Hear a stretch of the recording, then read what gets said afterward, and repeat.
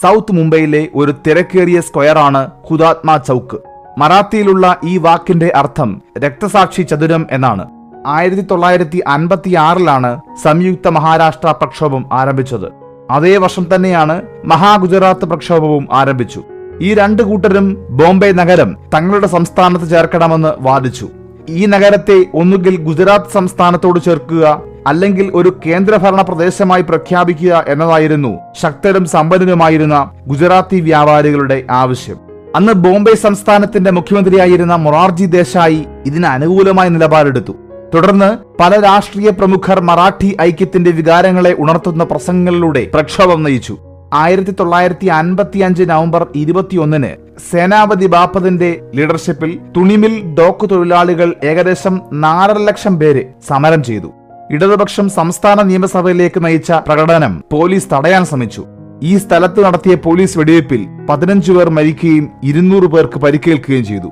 1956 മുതൽ 1960 വരെ സംയുക്ത മഹാരാഷ്ട്ര പ്രസ്ഥാനം നയിച്ചത് സംയുക്ത മഹാരാഷ്ട്ര സമിതിയാണ്. അതിൽ 4 പ്രധാന പാർട്ടികൾ ഉൾപ്പെടുന്നു: communist party, Praja Samajwadi party, പെസൻസ് and workers party, Republican party. അത് ഭരണകൂടത്തെ വിഴുങ്ങി. തുടർന്നുണ്ടായ അടിച്ചമർത്തലിൽ 106 രക്തസാക്ഷികൾ പോലീസ് വെടിവയ്പിൽ കൊല്ലപ്പെട്ടു.